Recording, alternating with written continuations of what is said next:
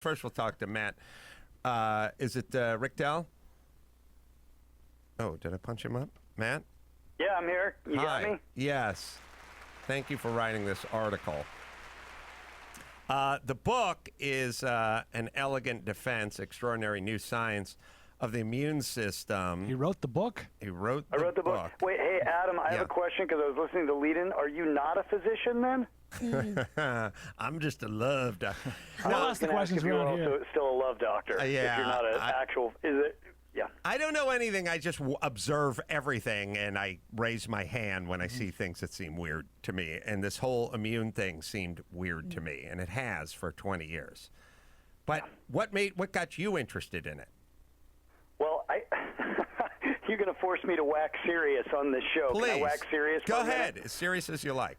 All right, I'm going to wax serious. I had a buddy in high school who was, this is eons ago, but he was Mr. Everything. All-state baseball, all-state basketball, great-looking guy. The girls loved him. And he was my good buddy, and this was in Colorado. And a couple years ago, he got cancer, doubling every few months in his back, and his oncologist said, hey, I love you, buddy, but it's time to go home and die. Jason went into hospice. Last minute takes an off-label immunotherapy drug. Girlfriend wakes him up a couple weeks later and says, Jason, you're not going to believe this. Your tumor has disappeared. And I kid you not, Adam and gang, dude rose from the grave. And I picked up my pen because I was his buddy and I'm a New York Times science reporter. And I said, what's going on, not just with immunotherapy, but what is the immune system? And a book was born 3 years later. What's the name of the drug? Yeah, Brian has a brain tumor, by the way. Medman. We have within us the ability to fight off things that are trying to kill us, right? Yeah. But we are doing harm to that ability. I mean, don't let me put words in your mouth, but I mean, I'm saying to people, you need gravity. You must do chin-ups. Like, you must fight against something in order to make your body strong. It's the same way internally with the immune system. All right, so I decided to go deep and understand the immune system, and the first thing that happens happens about 25 times. And Adam, I'm going to go to answer your question, but I basically had a whole bunch of misconceptions about the immune system that I think most of us carry. So in order to write those, can I kind of step back and make a random movie reference to The Matrix? Sure, I just watched it after being out for 21 years. It's a solid movie, right? Yes. It's a great movie. Yes. You know all the ones and zeros that are all around the one? Mm-hmm. And you see that there's a universe around them. The reality is, and I don't think we ever fully grasp this, we are surrounded by microbes, bacteria, virus, parasite. Here's the deal. Most of them won't hurt you. But in order to train your immune system, you have got to experience what's on the surface of things. You've got to experience what's on your skin. You've got to experience, maybe do the 5-second rule with food. If you do not, to your point, you starve your immune system of its chin-ups or push-ups or boot camp, and you can do some real damage by insufficiently training it.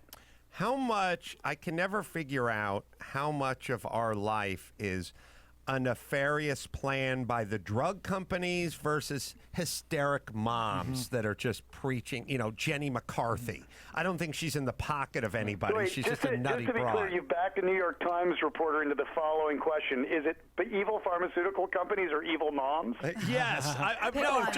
Nutty. Is door number 3? The door, yes, it's Jay sitting on a donkey. But can I answer it again? Can I wax serious on it? Yes. Look, here's the deal.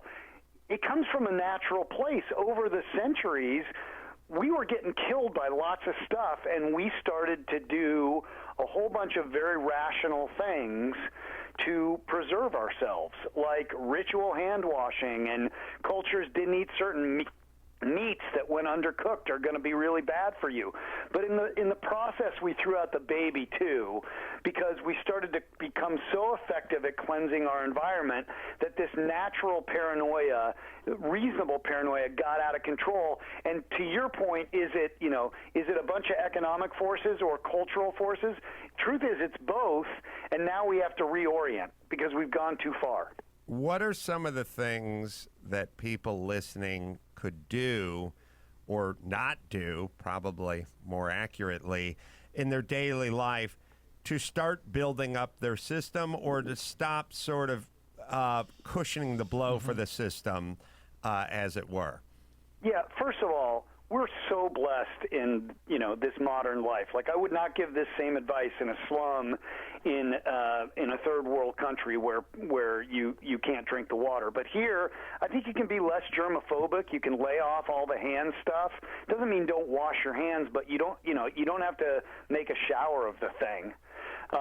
But the most basic stuff, and again, I don't want to belabor it here, but I outline it in the book. But a lot of basic stuff your grandma told you, like sleep and stress, you got to keep the sleep up and the stress down. The science is really profound. I think the stress thing is maybe the most pronounced.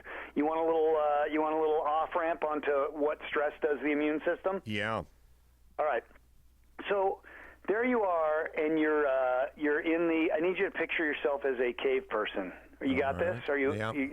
It's you, but hairier. Really stretch. Yeah, hold on. I'm going to bang Gina. Drag You got to get into character. Right. Yeah, go ahead. Okay, you're there. Yeah. So you're running from a lion. Your body, this is fight or flight. You guys know it as fight or flight. The listeners know it as fight or flight.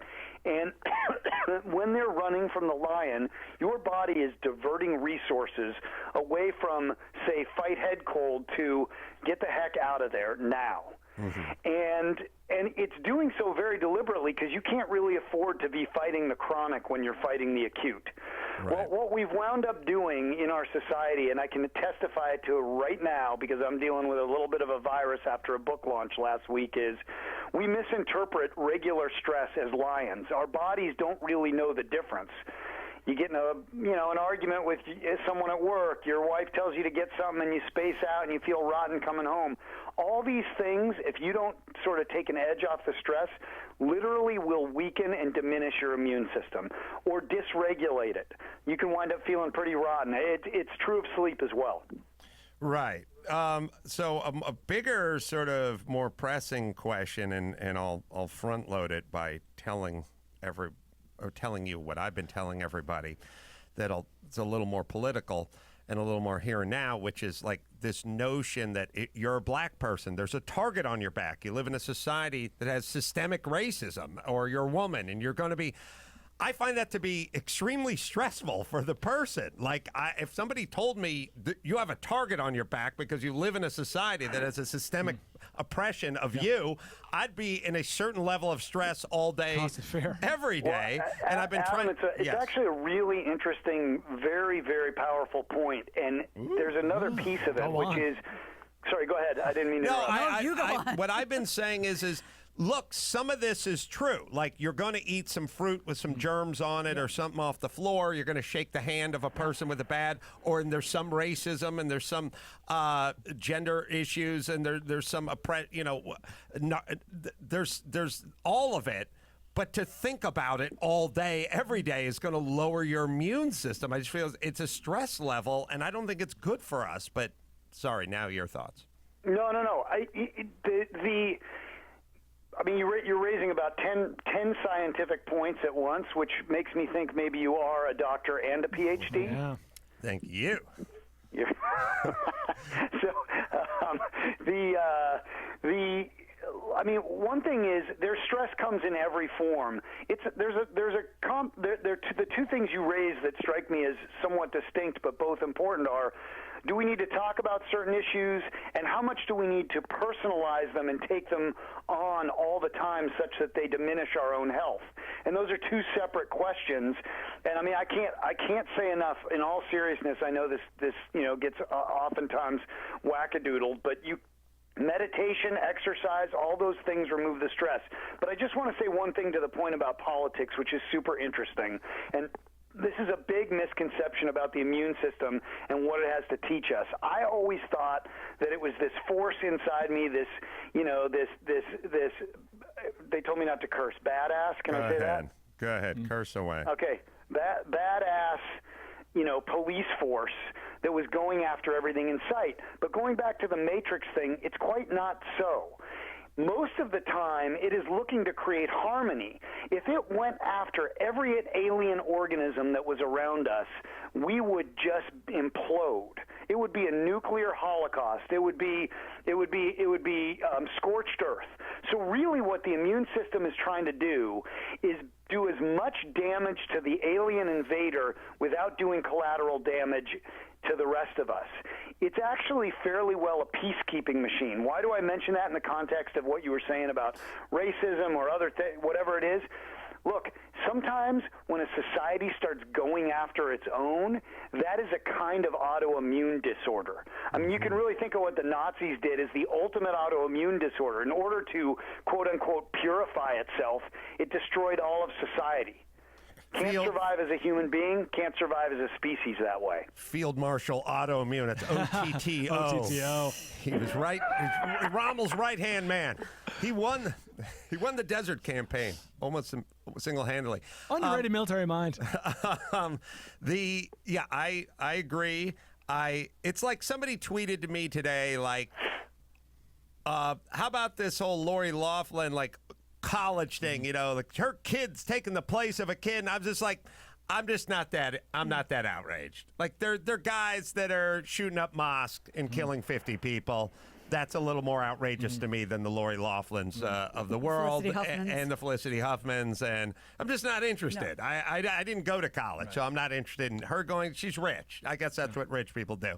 I don't know why we're begging everyone to jump into this bath of pus all the time. Like, come on in. And I'm just going, no, I'm not that interested. The water's gross. Yeah. What about that dentist who shot the lion? I'm like, okay, I guess 5 lions died in the time we were talking about this of natural causes or run over by truck. Like, I don't know. Why do we bite? We're big mouth bass. Why are we biting on that lure all the time? We know it's bad for us. I can take a shot at that, but I don't know if you're asking rhetorically. I am. No, I am interested why we're wired in such a negative way. It's for the very reason that we're having this conversation about the immune system and how we overreach. There are things that seduce us primitively that can really play to very deep fears and that we can wind up overdoing. An example is the use of, too many hygiene products. But another example is being stoked by fear that we're going to be overrun, burn up, blown up, go down the list of things. So what happens is it's very much like an autoimmune disorder. It's suggesting that there is an alien presence that will destroy us, and we need to attack it. And what happens in autoimmunity, and this, again, I'm nakedly selling the book. There's a bunch of autoimmunity in it. But what we do as a society is we fall prey to these primitive impulses that say attack, attack, attack, attack. And you know what we do? We attack ourselves. But to answer your question, Adam, directly, the reason we fall for it is because it's in us to begin with to be on guard all the time. And people can take advantage of that and really stoke those fears. Yeah, well, it works. And I would just ask everybody, and the reason, look, you're not going to be able to sit around and watch CNN and not be triggered. You must go on a walk where there is no CNN. You must take a hike where there is no, you must go camping. You must physically remove it. You can't. There's a percentage of people who can be on a diet and sit and stare at a baker's dozen of donuts all day as it sits on the countertop of their kitchen or on their lap in their office. But not many of us can without reaching into the box. I would say remove the box, which means remove yourself. The science totally bears it out, because my previous book was on heavy use of technology and what it does to the brain. And the reality is that for your health, you must log off other than your podcast. That's medically sound advice as far as I know. Well, you won the Pulitzer Prize in 2010, says here, for a series on distracted driving, which is going to be another.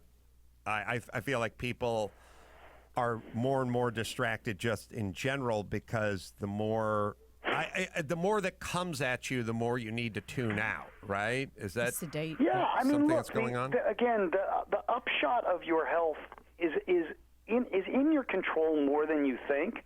not exclusively in your control, but more than you think. And the reason why we run into challenges with it is we are prone to wanting magic fixes, and they are promised all the time. But the reality of really good health on a sustained basis, let's leave out the occasional flu, the occasional problem, but it really requires some basic habit and discipline. And all of that comes from supporting your immune system. I mentioned them earlier: sleep, stress, nutrition, go down the list. I don't know that people particularly love discipline. I think that they would much rather say, here, eat this celery ground up, and you don't have to do anything else. The discipline part of life is another thing I've always been kind of drilling down on, because it's exquisitely important. And we used to live in a place where society, nature, and everything just imposed it on you. You know, you want to eat, you got to chop some wood, you got to create some fuel for the fire, whatever it is. Now we're in a Postmates era, and we must impose it on ourselves. We must. I don't think people fully understand how important it is, again, in our almost zero gravity environment we're all floating around in, to go out and impose that on yourself. And we're not going to have any choice, but it's the same as you have to go to the gym or you have to work out. Like you don't need to walk to the well anymore. You got to run on the elliptical or the treadmill or whatever it is. I don't think I mean, you know, to some extent, you could have the best of all possible worlds at this point, because you can have the creature comforts, or rather, to put it another way, a lot of stuff's come along to get rid of the low-hanging fruit. Antibiotics have helped us with, you know, not dying of a splinter, and vaccines have helped us of not dying from smallpox. And now, if you can engender the discipline or focus or whatever, to you go the spoils, because you've got all this other stuff that's pretty darn good to go along with it. Yeah, I agree. I live in a big, expensive house with a freezing swimming pool in the backyard, and every single morning I throw myself in the swimming pool just to impose that on myself, just to go, I don't care how much money you have or how much air conditioning or how much heat or if you have a jacuzzi. I don't care about any of that. You just throw yourself in the pool and you go, you're now everyone and experiencing everything, and then take your dog for a long walk down the horse trail, get your head right. So we're going to have to do that, and it's not going to be found on a screen. And I think we need to get the word out. I feel like it's all interconnected. You're the immune system, what's going on inside you, what's coming in through your eyeballs, what's coming in through your mouth. It's all there, and we're all going to have to start flogging ourselves a little bit. And the people I know that are successful impose these things on themselves all the time. And the people who are unsuccessful are constantly looking for shade and rest, and the other people are actually looking to impose this upon themselves. And we never had to deal with this in the past because it wasn't an issue. We had to go to work. We had to go down to the sawmill and the world imposed these things. The world imposed it. Now we must impose it. And the difference between the haves and the have-nots, we're always talking about this financial chasm between, 1% has 50% of the wealth. It's going to keep growing. And the chasm is going to be the people that impose this upon themselves and strive to get better and work at it and discipline themselves, and those who go, I want more Taco Bell and more shade and more TV. And it's going to get wider. And it's weird. We only look at it as a financial chasm, but it's a life. Sorry, Matt. No. I mean, I think you can make a case that there's a big health chasm that we're running into, and frankly, sometimes there's a character in this book who has autoimmune disorder, and she was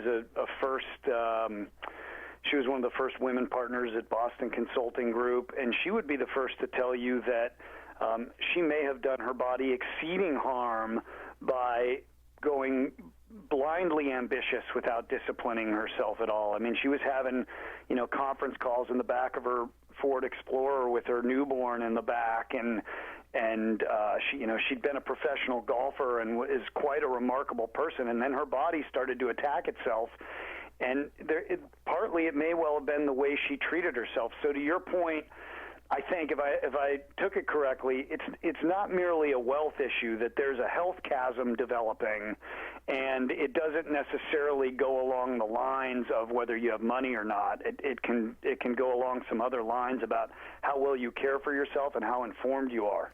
Yeah, it'd be nice if, as a society, we started embracing that part of life a little, and a weird balance of unplugging, detuning, and getting plenty of sleep with a also militaristic attack of exercise and self-imposed this and that. I mean, it's a weird balance. It's weird. You're simultaneously saying to people, get 8 hours sleep, and then you're saying, get up and run 10 miles. It's like, well, which is it? And the answer is, it's both. Right. That's the new normal. Right. Yeah, or some days you may run 10 miles, but the day you don't get 8 hours of sleep, maybe you pull the ripcord. I mean, it's a function of no. How about this?